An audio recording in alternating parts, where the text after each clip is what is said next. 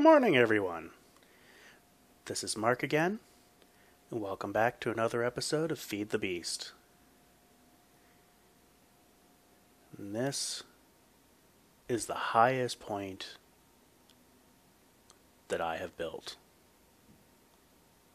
in my world so far. And it really doesn't count. Anyway, time to fall. So, if you're wondering what this is, it is a brick building. Very nondescript, very industrial, very bland. You know, I'm really good at that. But inside, it has what looks like a giant rotary engine. These are all magmatic engines. They produce Minecraft jewels from magma. So that pillar of magma that I had, the lava pillar that I'd moved over there from way over there, is now right there. And a whole heck of a lot bigger. None of the lava that came from over there exists anymore. I used that to kickstart it. So that initiated the engines, which started producing power, which initially went into this little buddy. This little guy is a magma crucible. Produces magma from netherrack or cobblestone. Netherrack's the best. It takes 8,000 Minecraft jewels to produce. The magmatic engines produce 18,000 Minecraft jewels per bucket of lava. So, that's pretty good. It produces a lot of magma and goes through netherrack like water. But, seeing as how I pretty much have an infinite supply, I think that's pretty good. The way I've got this set up is you can actually stack these. I'm going to put another one here, but for now, I've got this set up. This is just if I happen to run out of magma. If it all goes into that tank, I'm just going to keep calling it magma. If it all goes in the tank and these engines have nothing to power them, I just flick the switch and it'll start pumping it through. But I've got this so you can build it up. I should be able to get 3 high in here and then 3 high on the other side. And then whatever build craft machines I need here. Now, because of the design that I want for this place, and how I want the farms and everything to be over on that side, it's going to be... Well, I'm going to have to build a long tunnel. So, I was looking at this gold conductive piping, and it loses 0.01 Minecraft joules per block. Which, I did the math, and I should lose, I think, 1.5 joules to get over to where the tree farm is currently. I'm not really happy with the way I've got the script set up for the turtle, and every time I leave the area, it has to restart, and I'm constantly leaving the area. And then this mess is going to be how I'm going to feed... I don't have any on me. I'm going to feed in the netherrack through here. So my plan is to either do a quarry or a turtle with a world anchor in the nether and just have it go nuts. And everything it collects, just dump into a Mistcraft Portal, which is another thing that I've done. I've went and got these crystals out of A Wonderful World. A wonderful new world that I've created. I've got a linking book set up specifically for that spot. There's an obsidian pipe on top of that, and once I create the portal, put the book receptacle on it, and put this linking book in, anything that gets thrown in there will be teleported right on top of that obsidian pipe. And then the obsidian pipe will pick them up and dump them in. So that is essentially going to be an infinite supply of netherrack. So an infinite supply of lava. Kind of looks like a smokestack. Anyway. So at this point, what I've got there, I think I calculated out to 48 Minecraft joules per tick is what this is producing. Because each one produces 4. I've got 4 per section and then 3 sections. I'm not doing the math again. But this produces pretty quick when it's full, and it's almost always full. I've also got it set up to this rock crusher, which currently has nothing in it. And this is pretty much always full. My electric engines, not being used at all anymore.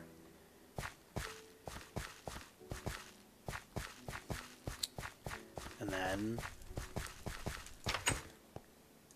I have nothing buildcraft related at all. Well, except for these to pipe things through. I am going to reorganize this eventually, but I want to get that all self-sufficient. And what I'd really love to be able to do, and I haven't found a way yet, is to convert buildcraft energy into IC energy. I know we can convert it back because there's the electrical engines. Oh yeah, I've replaced the redstone engines there and there with these electric engines just to pump things through faster. I had them, why not? That one world I created for the crystal is also glowstone pillars, so I managed to get a good chunk of glowstone. But I need to build a tree farm over there, a proper one. If I'm kind of repeating myself, it's because I actually have already recorded an episode. But I use DxTory, and I also use it to stream. And I was playing around with my streaming settings, trying to get decent setup. Because I have horrible, horrible internet, and I'd like to start streaming, but I've got to find a setup that works properly. But I'd left it on direct show with no file.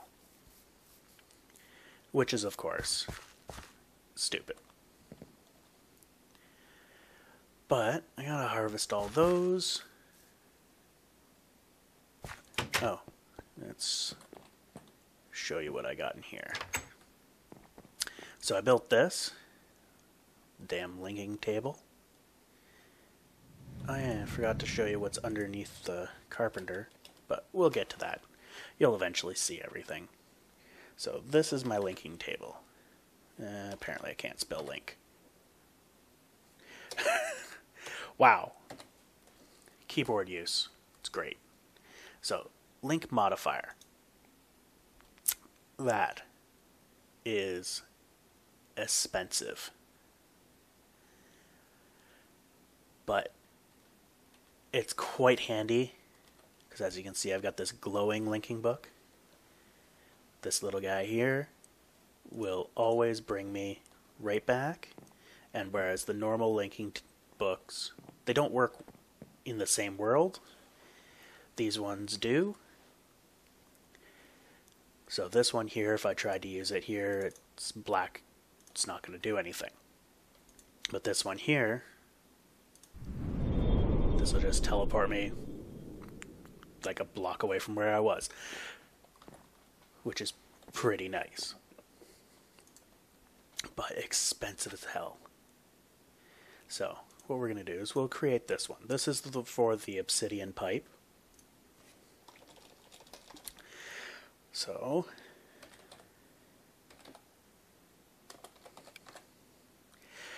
my inability to spell.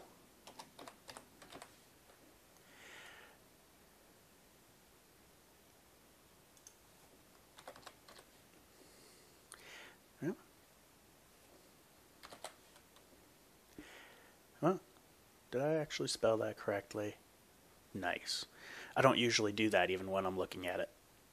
So we're going to hit following and intralink. The intralink, the way I understand it, is that is what allows you to teleport within the same world.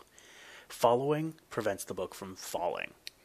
Whereas most of these books, if you use them, they drop on the ground where you were. When it's following, it stays in your inventory. There's also disarm, which I'm not sure what that does. Based on the name, I would say it disarms you, but I don't know. Generate platform will generate a platform below you. Again, all of this is just assumption based on the name. I haven't tried them. And maintain momentum just seems scary to me, especially if you're falling into, or you're falling and then you use the book. So that is the magma crucible. That will feed that in. Netherrack dust, I was just fooling around. And that is that. So now, this is what I've got. So, Eternal Day, it'll never rain. It's just standard terrain. It's got crystals, glowstone crystals. It's a normal sky. It's bright. Native biome control. And extreme hills. Seems pretty straightforward, does it not? Make sure I've got the right book in my bar.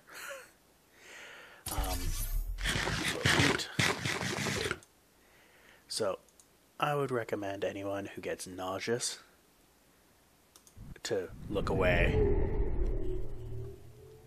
So welcome to my wonderful world of feeling ill. I spent about a half hour or so in here collecting glowstone and the portals. Yeah, let's get out of here. Oh, that is nasty, nasty, nasty. And I am, what is that, like Super Steve or something? Yeah. Pretty nasty stuff right there. But I enjoy it. As long as you don't look at the screen, you're good. And don't get into a dark area. So last thing is I built this little guy. Pew pew.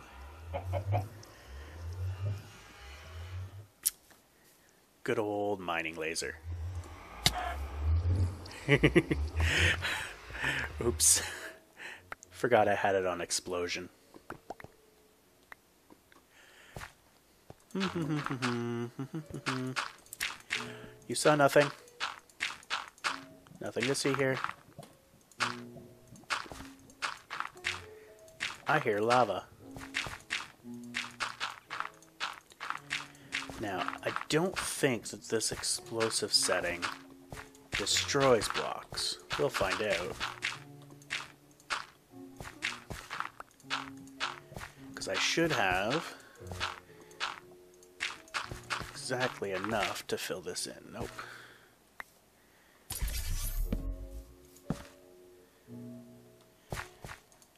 Now that could be because there was a hole and I filled things in, but who knows?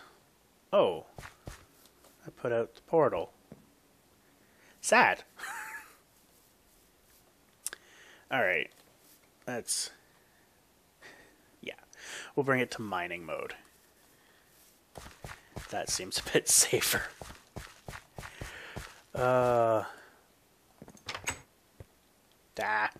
Go through the door. Where is my flint and steel? There we we go. So, that fixed up nicely. I think I actually did that all on camera last time.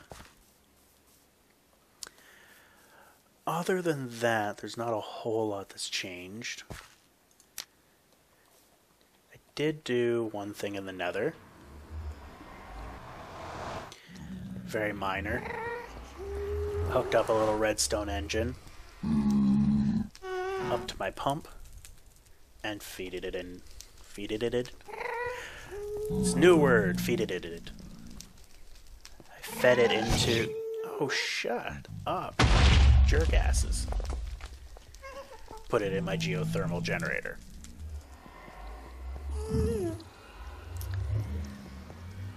That is about it.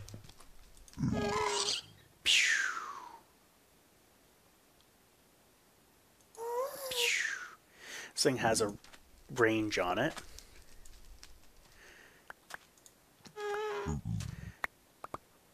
That actually made a pretty good stairway. Let's do low focus, which is one block at a time. Long range. Let's just see how long this range is. It's apparently that long. I probably shouldn't shoot that way.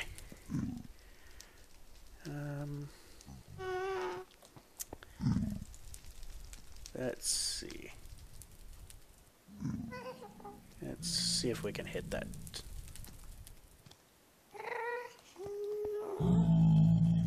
I don't think it's quite that long. Yeah, I'm going to say it's not that long.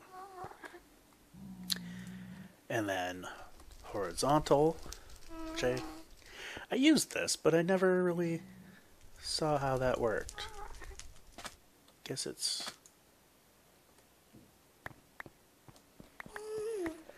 Oh, it kind of goes diagonally. Makes sense. And then superheat,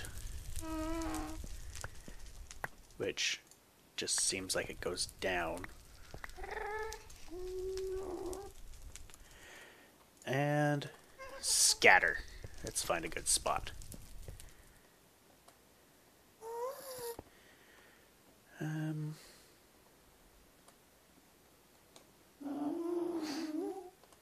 We're gonna piss off some pigmen. I'm sure of it.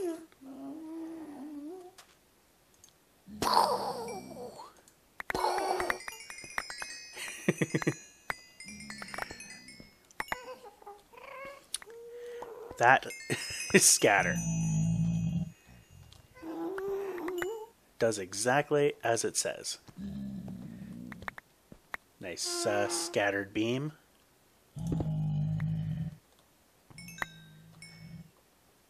And there's one last setting, I believe. Yep. Which is, you already saw it, but... Boom! Explosive. Oh, that scatter went down even farther.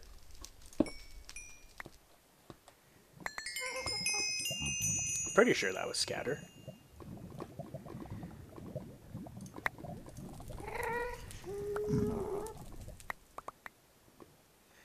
Let's get out of here. Oh. More pyrite. Not that it really does a whole lot for me, but whatever. It's pretty impressive, I have to say. Alright. So that's about it for the Nether. And my new toy.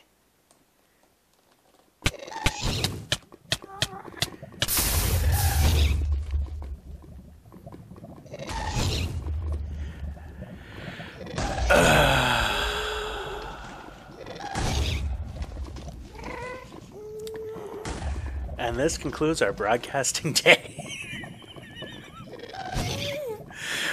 I had a feeling that was going to happen. Well, we learned something. Always charge your jetpack.